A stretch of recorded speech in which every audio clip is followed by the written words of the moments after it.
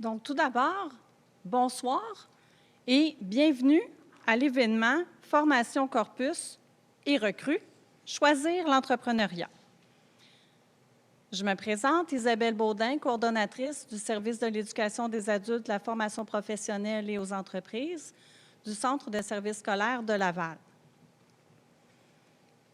Je suis responsable du service aux entreprises, principalement, c'est-à-dire son nom que vous le connaissez tous, Corpus. Oups, Corpus, c'est de l'autre bord.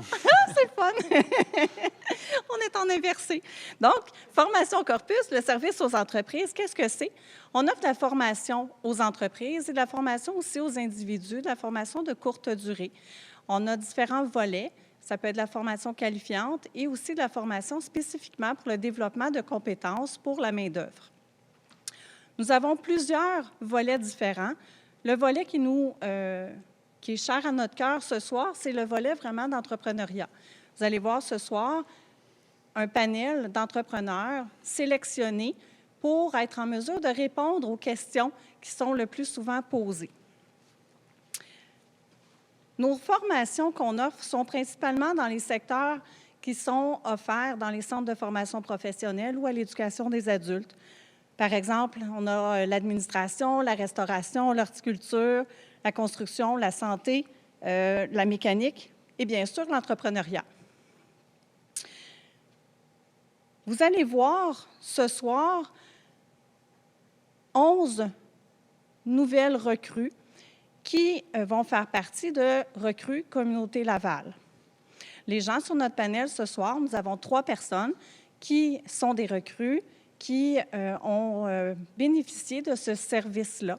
Qu'est-ce que c'est Recrues? C'est une communauté d'entrepreneurs qui partagent leur passion et sont bien sûr appuyés par un réseau de partenaires autour d'eux qui les aident à cheminer à travers leur entreprise.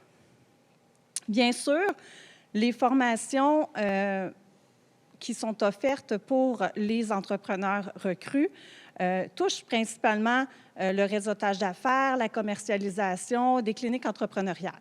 Je vous dirais que d'année en année, il y a vraiment une sélection qui est faite pour s'assurer de répondre aux besoins de ces entreprises.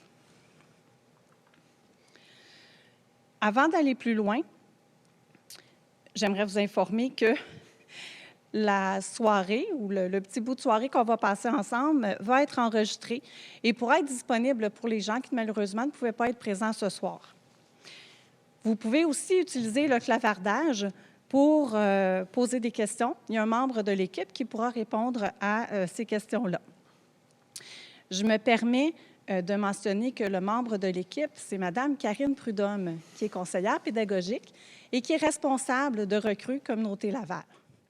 Mme Prudhomme a travaillé très fort ce soir pour que cette rencontre-là puisse avoir lieu et qu'on puisse passer un beau moment ensemble. Maintenant, pour commencer officiellement cette magnifique soirée, je vais inviter M. Jean-Pierre Archambault, directeur général adjoint du Centre de services scolaires de Laval, à vous adresser quelques mots. Monsieur Archambault, est-ce que vous êtes là? Comme je disais tantôt, je ne vous entends pas, je vois quelques images. Donc, j'attends le... Parfait. Donc, M. Archambault, je vous cède la parole. C'est aussi grâce au travail de nos équipes composées de gens qui croient en l'importance d'encourager et de propulser l'entrepreneuriat de chez nous.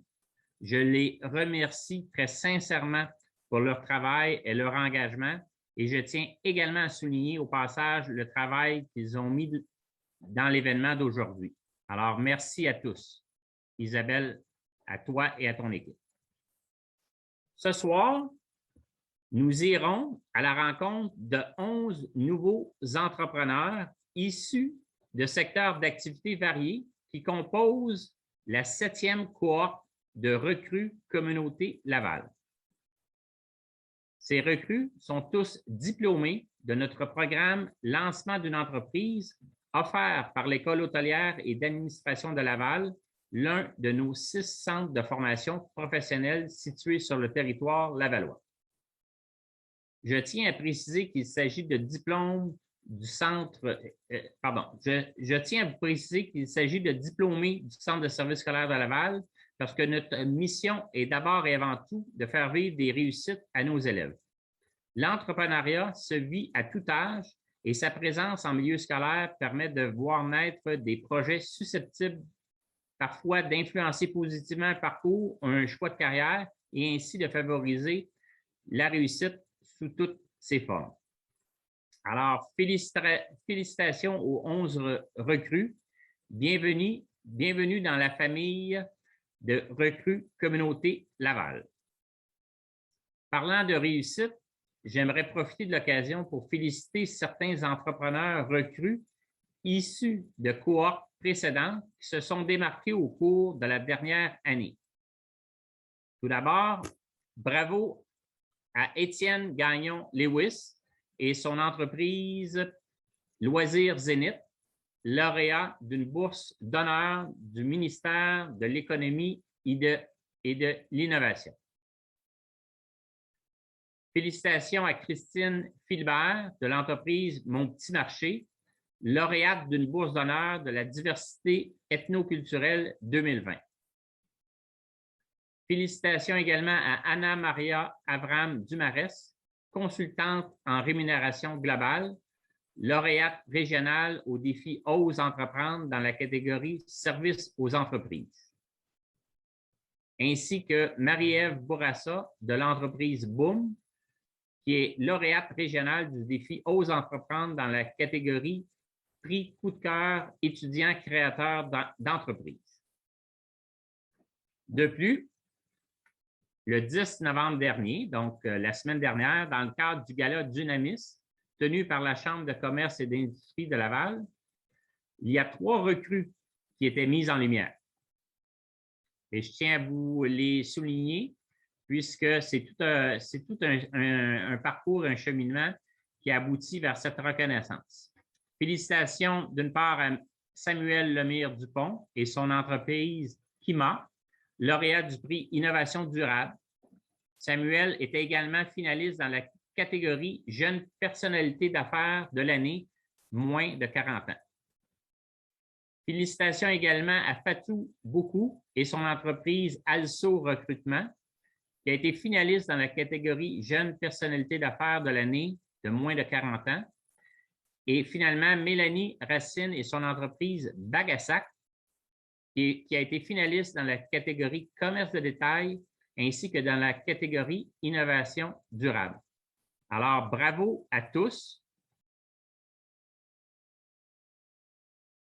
En terminant, je tiens à vous préciser que Recrue, c'est un projet qui est structurant, qui regroupe plusieurs leaders régionaux en développement socio-économique et du milieu des affaires sur qui nous pouvons compter à titre de partenaires. Leur soutien offre la possibilité à nos recrues de réseauter, de s'outiller et de voir encore plus grand, devenant ainsi à leur tour des modèles de réussite pour la jeunesse lavalloise et d'autres nouveaux entrepreneurs lavallois. J'aimerais donc, en terminant, prendre quelques instants pour nommer et remercier les partenaires impliqués dans cette année dans le cadre de Recrue Communauté Laval.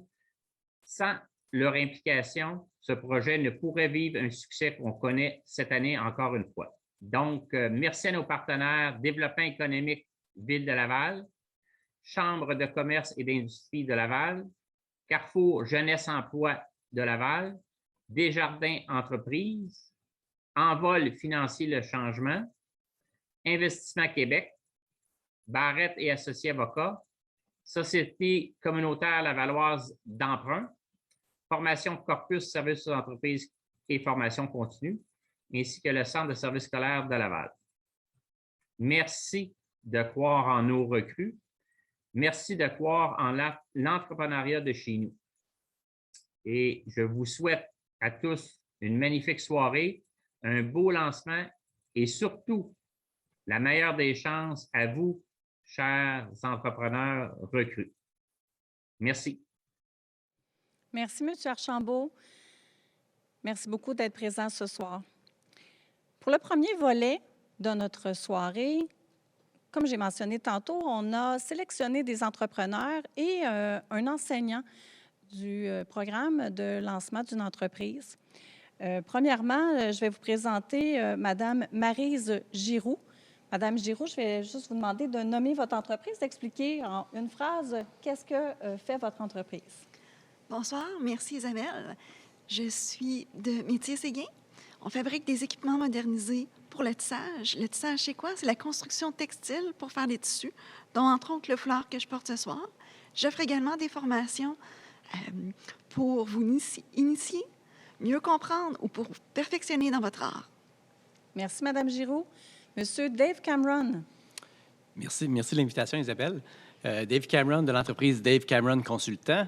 Je suis consultant formateur en développement des affaires et les clients m'appellent pour une seule raison, c'est pour ma promesse d'entreprise qui est « Je vous ouvre l'accès à une nouvelle clientèle ». Merci. Merci beaucoup, Monsieur Cameron. Madame Anna Maria Avram Dumaresque, bonsoir. Oui, bonsoir. Donc, je suis de l'entreprise AMAD Rémunération Globale. J'offre des services d'impartition dans le domaine de la rémunération globale. Merci. Monsieur Patrick Bélanger. Bonsoir. Enseignant en lancement d'une entreprise à l'École hôtelière et de l'administration de Laval. Et je suis aussi propriétaire et copropriétaire de 3 entreprises. Alors, je suis un entrepreneur aussi.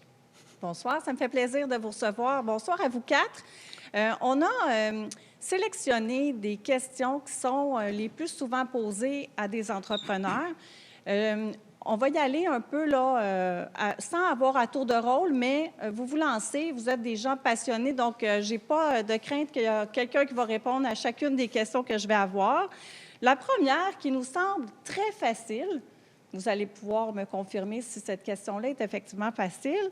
Comment êtes-vous devenu entrepreneur? Et là, on a 30 minutes pour répondre à plusieurs questions. Lancez-vous pas sur une très grosse réponse. Est-ce que quelqu'un veut s'essayer en me donnant une raison pourquoi il est devenu entrepreneur? Il ou elle? Certainement, je peux commencer.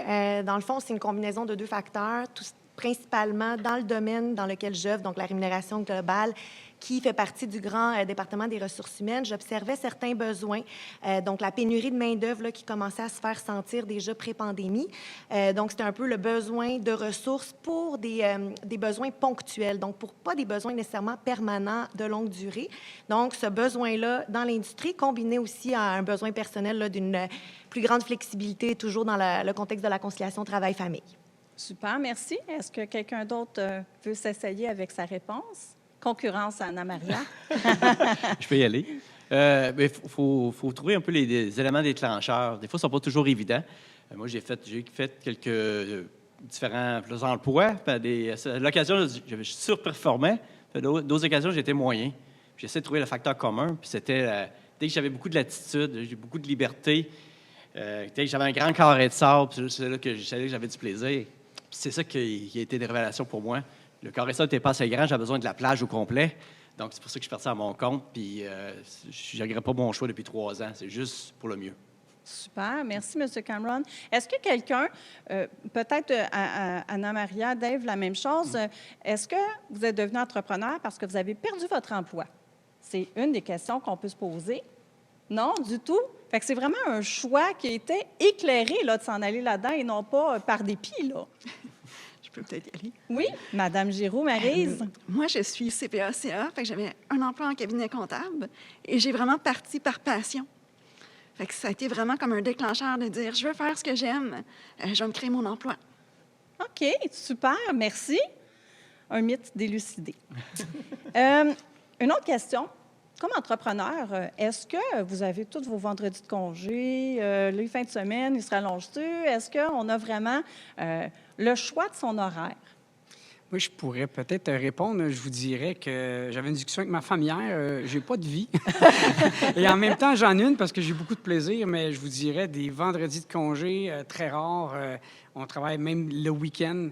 Ça arrive souvent. C'est souvent 7 jours sur 7, mais je vous dirais un exemple pour moi. En plus de l'enseignement, je vous dirais, mes journées commencent vers 7h30 le matin et se terminent vers 9-10h le soir. OK. Et ça, c'est facilement 4 jours semaine. OK. Mais c'est le fun. Oui, bien c'est ça, hein, c'est la passion, exactement. Fait que quand on aime ce qu'on fait, le temps ne compte pas. On ne Exactement. voit pas le temps passer non plus, là. Si Je ne suis pas entrepreneur, mais je ne vois pas le temps passer non plus dans mes horaires. Fait que je vous comprends très bien quand c'est quelque chose que vous avez mis sur pied. Donc, effectivement, il n'y a pas vraiment d'horaire en tant que tel. Mais si je peux rajouter, c'est qu'on sent que c'est peut-être plus un choix. J'ai déjà travaillé jusqu'à 2 heures du matin par choix, en fait, parce que, dans le fond, on est plus peut-être... on a un horaire qui est plus malléable, on fait notre horaire, puis en même temps aussi, on choisit le nombre de clients qu'on est prêt à prendre, le nombre de mandats qu'on veut faire, la durée des mandats. Donc, je pense que c'est cette flexibilité-là de mon côté qui est vraiment un grand atout. Non, je ne prends pas tous les vendredis de congé, mais ça m'arrive un mardi d'aller à la piscine avec mes enfants avant de les porter à la garderie. Fait que pour moi, ça, c'est... ça vient vraiment répondre là, Donc, les vendredis sont n'importe quand dans la semaine, c'est ce que je comprends. Finalement, c'est ça. Je pense que c'est un bon terme pour surfer un peu sur ce qu'Anna-Marie a dit. C'est la liberté là, qui nous donne. Tu sais, on a différentes zones d'énergie. Il y en a qui sont plus matinales, d'autres la soirée. Tu peux adapter ça à ton horaire. Tu as des enfants, tu peux jouer avec ton horaire là-dessus. C'est une belle richesse qu'on peut exploiter. Et moi, j'ai trouvé ça vraiment intéressant. Mais je me pose une question, par exemple, par rapport à ce que tu dis, Dave. Vous permettez, Oui. hein, on se tutoie. Comment vous organisez vos horaires à ce moment-là si vous êtes en service à la clientèle? Jusqu'à 9-10 heures le soir, je me vois mal téléphoner à un client à cette heure-là pour être capable de l'accompagner. Donc, comment vous faites si vous avez une entreprise de service? C'est quoi les tâches qui sont là et tout? Comment vous organisez votre service à la clientèle? Bien, personnellement, c'est sûr que mes mandats sont chez des clients qui sont des entreprises, des moyennes, grandes entreprises. Donc, évidemment, on va parler de l'horaire typique en 9 et 5. Mais n'étant pas là permanent à temps plein, on ne s'attend pas que je sois devant mon ordi tous les heures de cette période-là. Donc, c'est sûr que c'est une discussion avec le client de s'assurer que je réponds aux besoins, mais souvent, ça va être des rencontres dans le jour avec le client et les tâches plus exécutives, donc plus des choses qu'il faut que je m'assoie puis que je sois dans des fichiers Excel pendant des heures, bien ça, je peux les faire dans des heures qui me permettent d'avoir cette flexibilité-là. OK. Et souvent, évidemment, nos clients, c'est des entreprises qui travaillent aussi fort que nous. Fait que des fois, on envoie un courriel à 8 heures le soir, puis là, tu vois qui te répond. Oups, il y a une réponse. Puis là, on se dit, tant qu'à ça, on s'appelle-tu? Fait qu'on s'appelle, c'est plus facile que se mettre à s'écrire. OK. Donc, les horaires sont flexibles Oui. pour vous, mais pour les entreprises aussi, souvent avec lesquelles vous faites affaire et tout Oui, ça. c'est là. Je pense que c'est gérer les attentes. C'est un peu c'est quoi leurs attentes quand ils nous envoient, c'est s'entendre sur un horaire un peu. Il y en a qui travaillent 2 jours semaine chez un client, ne peut pas s'attendre que tu es là 5 jours semaine aussi. C'est juste s'entendre un petit peu. Des fois, tu peux répondre. Moi, tout ce qui est courriel, tout ça, souvent, je le fais en fin de journée ou autre, parce que dans la journée, je suis dans l'action. Je veux maximiser mes rencontres, être dans l'action. Donc, tout ce qui est un peu à côté clérical, c'est un petit peu à côté en fin de journée. Mais ça va généralement assez bien. Puis si c'est urgent, bien, j'ai toujours mon téléphone et les gens, je suis accessible. Puis, Mais là, il est fermé présentement, il est Dave. fermé. Il est fermé, c'est ça. Pour une demi-heure, c'est exceptionnel. C'est bon. C'est ça. C'est ça. Puis ça, on l'offre. Je leur dis, si c'est urgent, appelez-moi. Ils ne m'appellent pas. Tu sais, c'est rare, c'est urgent. Ça fait des vraies urgences. Mais il y a des disponibilités qui sont Toujours, offertes à ce moment-là. toujours, oui. OK. Si je vous demandais, qu'est-ce que vous appréciez le plus dans le fait d'être entrepreneur? Une chose. Maryse. Avoir le choix. Avoir le choix. OK. Est-ce que quelqu'un d'autre, à part, ou vous êtes tous d'accord avec ça? Oui? Très bonne réponse. OK. Très bonne Ben, réponse. je pense On est d'accord, On va le Maryse. dire, c'est beaucoup la liberté, là. Mais moi, j'ajouterais peut-être, personnellement, c'est la liberté de faire plus. Tu sais, des fois, tu peux faire des OK. choses, mais des fois, tu peux aller plus loin dans qu'est-ce que tu veux, qu'est-ce qui t'anime. Puis moi, je sais comme employé, j'aimais ça, j'étais heureux. Mais des fois, j'étais obligé d'aller au prochain client parce que tu as une pression, tu as le patron, tu as d'autres conditions. Là, j'ai la liberté d'aller jusqu'au bout avec mon client, jusqu'où je veux aller, avec quel client, de la façon que je veux. OK. C'est ça, c'est ce côté-là, liberté, indépendance, que je trouve très, très, très puissant. Parfait. Ça t'amène Patrick? Oh, excuse-moi, Anna Non, Maria, c'est excuse-moi. correct. Bien, je pourrais peut-être ajouter, des fois, on est gêné de parler de ça. Ou des fois, au Québec, on n'ose pas le dire, mais l'argent. OK. Hein, ça peut être très payant, dépendant de ce qu'on fait comme entreprise, dépendant combien qu'on peut charger de l'heure. Des gens comme Dave, Anna aussi, c'est des gens qui, par leur service de consultation, ces gens-là valent de l'or, là, on s'entend. Là. On ne trouve pas ces gens-là à tous les coins de rue. Fait que, oui, ça peut être très payant aussi. Fait que, oui, il y a une passion, il y a un choix, mais Ça fait partie. quand le chèque est déposé dans le compte de banque, quand le client il t'envoie son chèque par la poste, ça, on est bien content de l'avoir. Anna Maria, tu voulais ajouter quelque chose? Oui, puis je trouvais aussi la diversité. Tu sais, personnellement, en étant intégrant différents clients, bien, j'ai comme été dans 3, 4, 5, 6 différentes entreprises dans un très court laps de temps. Puis je trouve professionnellement, ça m'a permis de me développer vraiment à plusieurs aspects. Donc, c'est vraiment d'avoir différentes équipes clients aussi. Là, ça devient mes équipes en soi, mais c'est cette diversité-là qui est vraiment, vraiment intéressante. Donc, vous n'avez pas beaucoup de routine dans vos horaires, là, puis dans vos tâches non plus, hein? Ah oui, quand même un peu? OK, quand même un peu. OK. Un sujet que, bien sûr, on ne pouvait pas passer à côté. Vous vous doutez sûrement de quoi je vais vous parler. On a entendu dans la dernière année le mot pandémie, je ne sais pas combien de fois. De quelle façon, et est-ce que ça a affecté votre entreprise? Si oui, de quelle façon ça a affecté votre entreprise si vous êtes en mesure de nous en parler? Ça peut avoir affecté positivement ou négativement. Est-ce que quelqu'un veut se lancer à une réponse? Bien, je pourrais me permettre, où ça la nuit, ou si je prends la partie enseignement, ça s'est super bien fait. On s'est vraiment hyper bien adapté. Les cours en ligne, en présentiel en même temps, où on a vraiment fait une super job là-dessus. Si je parle du côté entrepreneur, bien, c'est sûr, je suis habitué de donner des conférences dans les entreprises. Souvent, les gens parlent de moi à d'autres entreprises. Fait que ce fameux bouche-oreille-là, réseautage, souvent revenait. Là, le fait que je donnais des conférences à des gens qui étaient à la maison, ils ne pouvaient pas m'en parler tant que ça à d'autres collègues de travail. Fait que le réseautage était moins présent. Ça le nuit. OK. Fait que la partie réseautage, pour être capable de multiplier les possibilités le monde ne parlait pas, il restait chez eux. OK. Ouais. OK. Est-ce que quelqu'un d'autre veut nous donner une réponse? Je passe à la question suivante. Là, je ne vous force pas. Oui, Maryse. Moi, personnellement, ça m'a permis de développer beaucoup, comme qui parlait de cours en ligne. Fait que ma clientèle, on s'entend qu'elle est quand même très ciblée. Le tissage, c'est pas tout le monde qui en fait. Donc, ça m'a permis de développer des territoires que j'avais pas. Là, maintenant, j'ai des clients du Lac-Saint-Jean. J'en ai en Ontario. J'en ai même en Belgique, en Suisse. Où que le français se parle, qui est ma langue maternelle, je peux enseigner. Donc, d'une certaine façon, tu as été obligé de t'adapter, mais Oui. ça a eu du bon pour toi. Tout à fait. Au niveau des équipements, ça a le ralenti parce que les gens n'osaient plus investir, mais ça m'a permis de développer vraiment le côté de cours en ligne. Excellent. Dave, de ton côté, vu que de la consultation, est-ce que ça fait une différence? Oui, mon modèle d'affaires a évolué, il a changé un petit peu. Mon 20-80 il était inversé. T'sais, avant, je faisais 80 de vente, de l'exécution, mais quand c'est la pandémie, le monde, c'est la panique. Puis mon côté 20 de formation, consultation, plus la stratégie, là, il y avait besoin de ça. Je disais, oui, à court terme, on est mal pris. Il faut penser moyen-long terme, on va s'en sortir, le meilleur est à venir. Puis c'est là, les gens avaient besoin de beaucoup de conseils. Puis mon exécution a pris un petit peu de côté pour prendre plus du côté stratégique, formation. Donc, tu as fait basculer ton offre oui. de service pour répondre aux besoins Absolument. à ce moment-là. OK. Donc, c'est l'agilité que je comprends qui vous a servi vraiment d'être capable de se tourner de bord puis d'être en mesure de répondre aux besoins, là. Oui.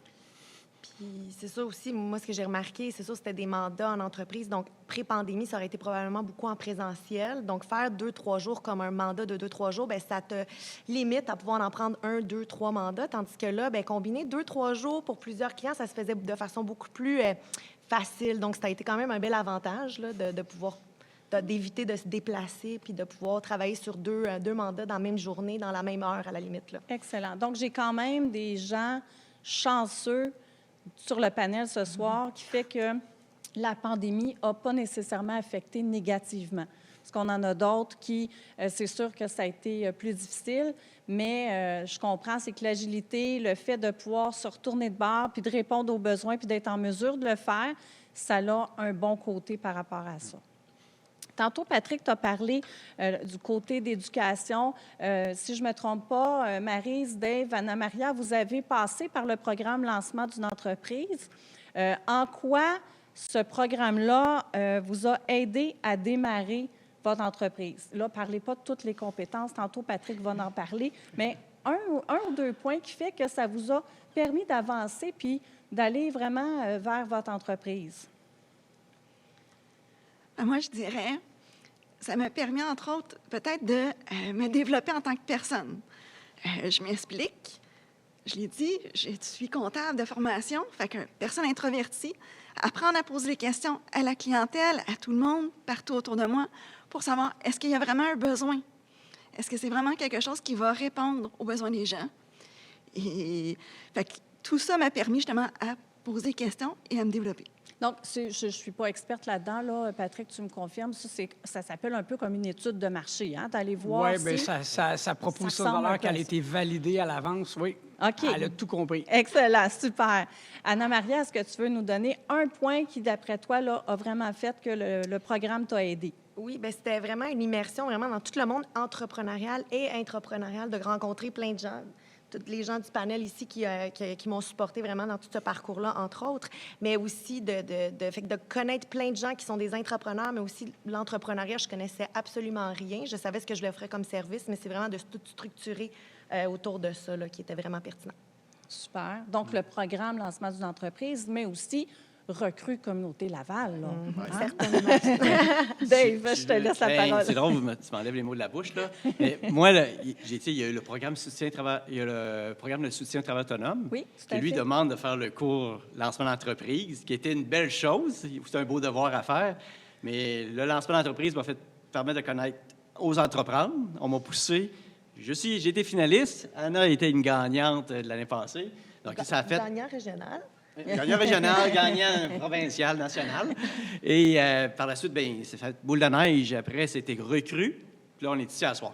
Donc, c'est boum, boum, boum. Bon, c'est tout, c'est riche comme rencontre qu'on peut faire, structure, pour avoir une vision macro. Oui, OK. c'est beau d'être bon en vente, en comptabilité, en ressources humaines, en rémunération, mais à un moment donné, il faut... Tu sais, une entreprise, on est le président, mais on est aussi le concierge.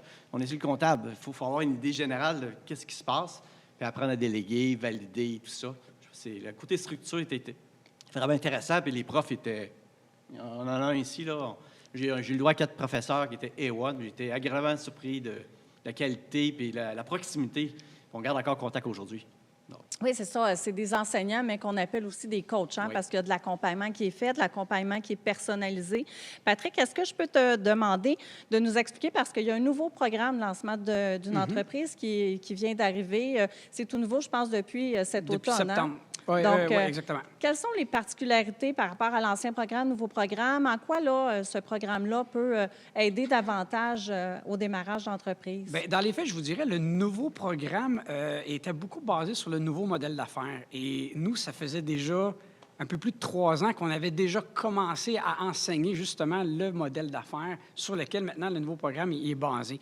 Par contre, les changements versus ce que ici mes collègues ont vécu versus aujourd'hui, il y a des cours de design thinking, il y a des cours sur tous les réseaux sociaux, que ce soit Facebook, Instagram, la mathématique derrière, même le fonctionnement de bien le maximiser, des cours sur comment faire son propre site web. Alors, on a une plateforme qu'on utilise, que les gens peuvent déjà commencer à faire le site web.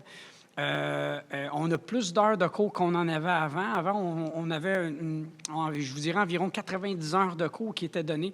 Là, on est rendu à 123 heures de cours. On est rendu à 12 heures de coaching. Fait qu'il y a un coaching qui est obligatoire à chaque semaine, qui est mis à l'horaire de l'élève pour que cet accompagnement-là se fasse encore d'une façon plus concrète. Rigoureuse, oui. Et plus rigoureuse, oui. Et puis, tout est encore basé sur modèle d'affaires, validation. On va vraiment toucher à ces sphères-là, mais encore plus loin.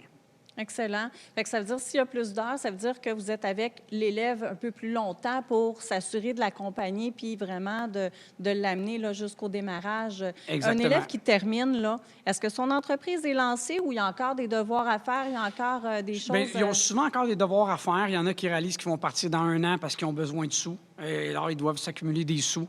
Mais, tu sais, des élèves qui travaillent puis qui veulent gagner dans la vie, en tout cas, moi, je me dis toujours, on est toujours là pour les aider. J'étais pas le coach Anna-Maria. Puis Anna-Maria m'avait contacté pour me dire « Ah, peux-tu m'aider? Là, je m'en vais en finale provinciale, juste un petit coaching comme ça. » Puis, écoute, ben oui, ça, je ne vais pas dire non à une superstar de même. Fait que, évidemment, on est toujours là pour aider. On a je dirais, les profs, on aime tellement l'entrepreneuriat qu'on est vraiment prêt à aider les élèves, même quand c'est fini, ils ont des questions, ils nous appellent. Moi, il y a tellement... Ma femme a regardé l'autre fois mon cellulaire, puis elle a dit « Si bol, qu'il y a donc du monde qui te pose des questions. » Elle dit « C'est l'enfer. » Elle dit « Ça fait combien d'années, lui? » Je dis « 3 ans à peu près. » Puis tu réponds encore « Ben oui. » Mais il veut gagner, puis il gagne encore. Fait que, ouais, on est là pour ça. Fait que ça va plus loin que juste un cours. C'est une famille qu'on crée, c'est une communauté que vous reprenez avec Recrues, que vous continuez à garder. Tout à fait. C'est tout en l'honneur de Corpus de bien gérer ça aussi. Tout à fait. Bien, merci. Par rapport à ça, si jamais, justement, vous avez des questions, vous pouvez aller sur le site de l'École hôtelière et d'administration de Laval et vous pouvez aussi vous rendre sur le site de Formation Corpus. J'ai 3 petites questions. Spring. Je suis trop vieille, vous connaissez, hein, les questions Spring, qu'est-ce que c'est? La première, comme entrepreneur, est-ce que le bouche à oreille pour faire sa promotion fonctionne vraiment? Moi, je pourrais dire oui, mais il ne faut pas compter juste sur ça. Parce que le temps peut être long. Il faut avoir un plan de match autre que le bouche à oreille. Oui, tout à fait. Puis oui, ça peut fonctionner quand on en parle. Je dis toujours, on doit parler à 20 personnes différentes par jour de votre entreprise. Si vous faites ça, il va finir par se passer quelque chose, mais pas juste avec ça. Oui, ça fonctionne, mais ça prend beaucoup d'autres choses avec ça pour que ça fonctionne bien. Est-ce que vous êtes d'accord avec Patrick? Personnellement, oui. Puis ça dépend aussi, j'imagine, de l'industrie puis du service qu'on offre. Donc, par exemple, de mon côté, le référencement, c'est ce qui fait le plus grand chemin, plus qu'une image de marque ou un super site web avec un slogan. Mais il y a d'autres, je pense, d'autres peut-être milieux, d'autres industries, que d'autres choses pourraient fonctionner mieux ou en parallèle. Fait que c'est vraiment de s'adapter aussi à ce qu'on offre comme service et l'industrie dans laquelle on est. Super. Maryse, Dave, est-ce que je saute à la prochaine question? Vous ajoutez un point par rapport au bouche à oreille. Non, c'est très pertinent encore, surtout qu'il y a beaucoup de solopreneurs aussi. Puis des fois, on est notre propre marque. Alors, c'est ça qu'on se fait référer, puis on achète avant tout, peu importe le produit, que ce soit des jeans, une auto, peu importe. Souvent, on achète la personne en premier, là. Alors, c'est ça que ça pèse pour beaucoup. Donc, la bouche-oreille, quelqu'un qui te réfère, ça t'ouvre beaucoup la porte. Donc, un client satisfait, ce que tu es en train de dire, un client satisfait va revenir et va parler de toi aussi à d'autres personnes. Oui, et le contraire aussi. Le client pas satisfait va en parler encore plus. Tout à fait, effectivement. Bien en prendre soin. Mais en partant, je dirais, une boule d'énergie comme Dave, tu peux pas l'aimer. Ouais, tu peux pas vouloir parler de lui à quelqu'un. Tu voyais un peu l'idée. Fait que c'est un peu ça, Dave, il l'a bien dit, tu sais, tout entrepreneur, on vend une idée, on vend un concept, on vend un produit, mais le monde nous achète, nous, hein? C'est nous qui achetons en premier, là. Tout à fait. OK, mon autre question, Spring. Est-ce que ça prend de l'argent pour démarrer son entreprise? Quand on dit de l'argent, là, c'est pas 5-10 piastres, là, ça prend-tu beaucoup d'argent pour partir une entreprise? Bien, l'enseignant va se prononcer rapidement. Je vous dirais, ça dépend de ce que vous partez comme entreprise. Un gars comme Dave, qui est un consultant, ou même Anna-Maria, on achète leur cerveau et leur connaissance.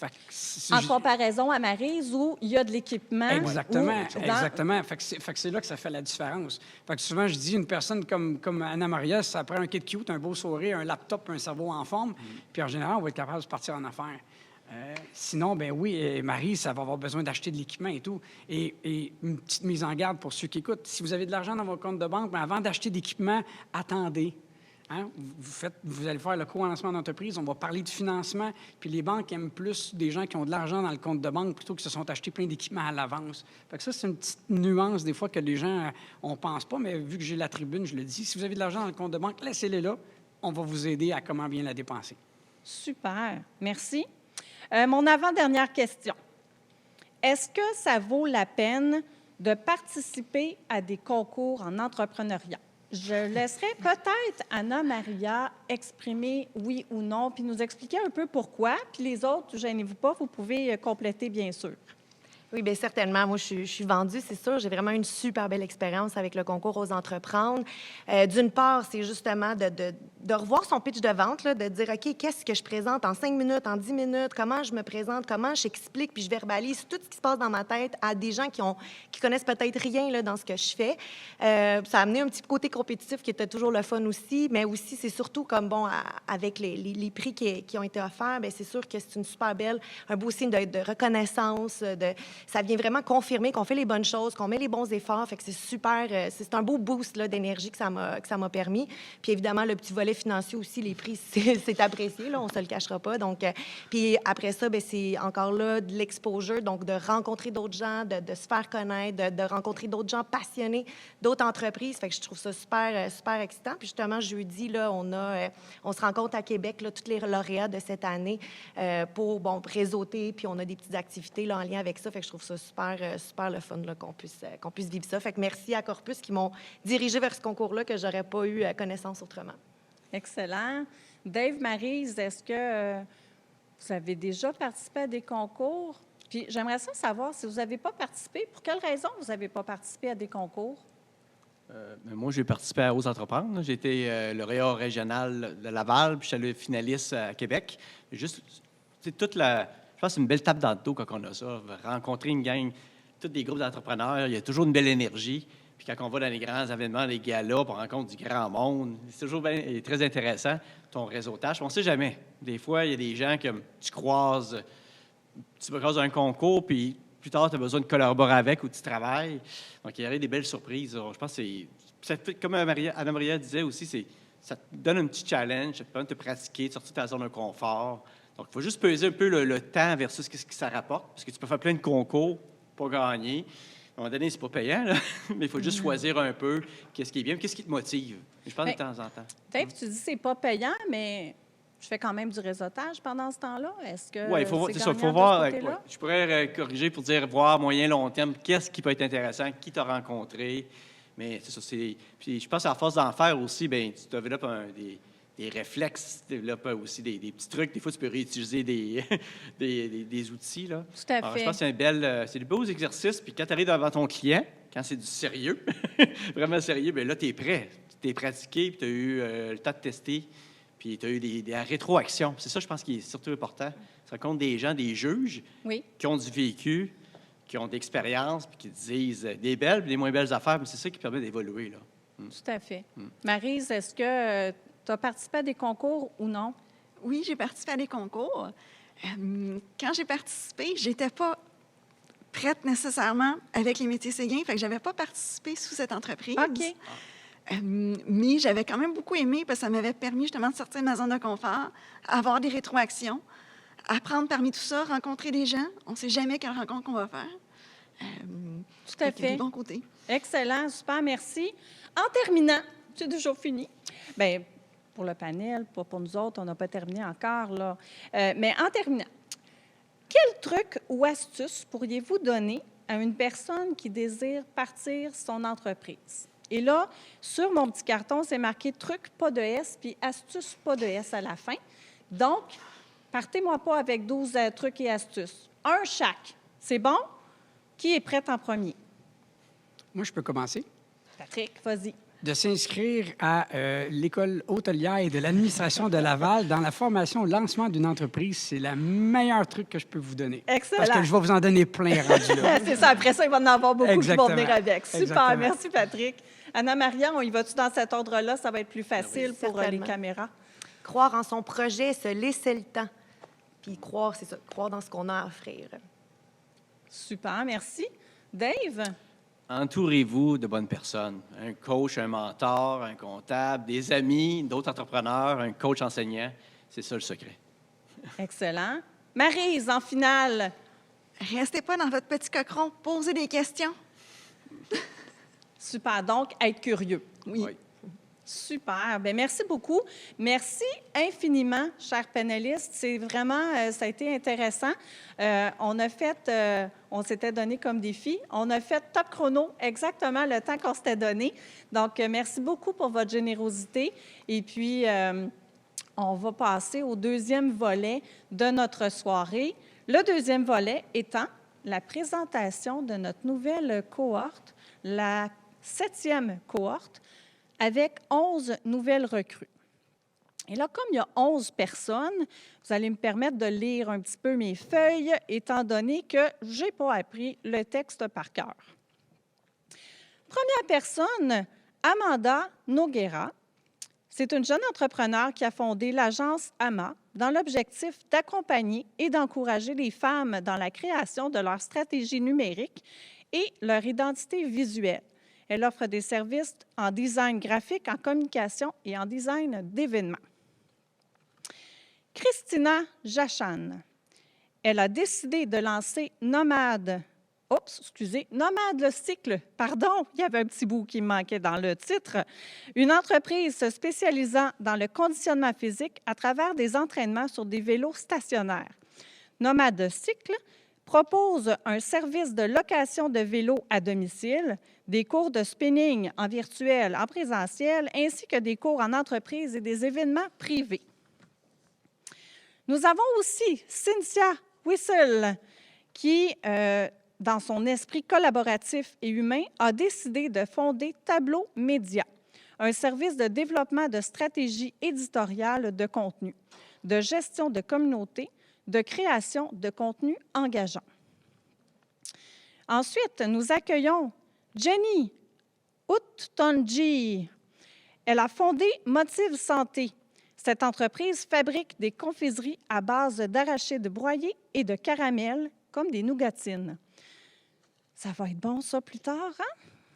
Frédéric Vallière, son entreprise confectionne des fondus parmesan artisanales à 2 saveurs, régulière ou piment fort. Le ventre plein, fondu parmesan et compagnie. Tu parles d'une heure de nous faire parler d'entreprises qui font de la nourriture à cette heure-là. Hassan Yaghi, son entreprise Fix Express remet les voitures d'occasion à leur état d'origine, tout en préservant leur valeur. C'est un service de débosselage sans peinture. Nous accueillons ensuite Karen Elgemayel pour K et compagnie, propulse les artistes dans l'arène des affaires, prend en charge les événements et aide ses clients à tisser un réseau nécessaire à la réussite de leurs projets. Nous accueillons ensuite Marie-France Lefebvre. Elle a nouvellement fondé sa compagnie Baraque à peau. Cette entreprise confectionne non seulement un large éventail de pièces utilitaires et créatives en céramique, mais aussi de superbes luminaires en céramique qui créent une ambiance chaleureuse. Marie-Michel Poulain, avec Marie Plume, une entreprise qui accompagne les artisans québécois qui désirent fonder une boutique en ligne. Rédaction, correction, traduction, création de sites web et gestion de communautés en ligne. Nous avons maintenant Rocio Núñez. Il a décidé de fonder sa propre entreprise en transformation et sécurité alimentaire. Services globaux en sécurité alimentaire. Offre des services d'audit, de consultation et de formation dans l'objectif de respecter les normes internationales. Et nous accueillons notre 11e recrue, Samuel Lemire. Il lance Kima avec sa conjointe afin de retrouver des solutions pour réduire massivement l'accumulation des déchets sur notre planète. Le premier produit de l'entreprise est un applicateur de déodorant rechargeable, une solution durable, naturelle et végane. Bienvenue à tous et bon parcours.